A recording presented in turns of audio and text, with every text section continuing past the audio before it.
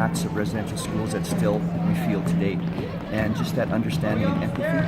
And we want to make sure that this is one of our steps to reconciliation. The younger kids, when you explain to them that a lot of times the students weren't able to see their parents, and when you start saying things like that, they weren't able to have the contact with their parents, they get it.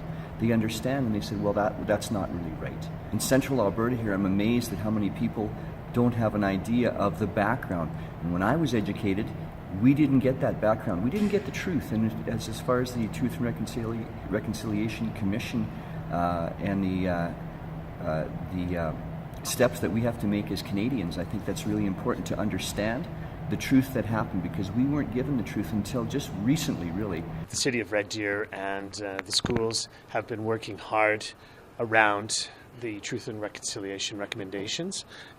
This school, West Park, is a leader, not just in Red Deer, but in the whole province, to bring the school together, bring all of the kids and the teachers to learn about the history of residential schools and how we can move forward together as a community in the province. Well, there's significant programming that happens here at West Park Middle School and at throughout the district, and it's not just on Orange Shirt Day. So this is one day in the year that certainly is a significant day, because it's a day that we take time to recognize what happened with residential schools and the history of residential schools and the legacy that has left for the nation, and also to honor the survivors of residential schools and to remember those that did not survive. So there is a very high death rate at many of the residential schools. The residential school, or the industrial school here in Red Deer, had one of the highest mortality rates out of all of the schools. It's pretty overwhelming, really, to see how the kids are leading a lot of the initiatives, to see the integration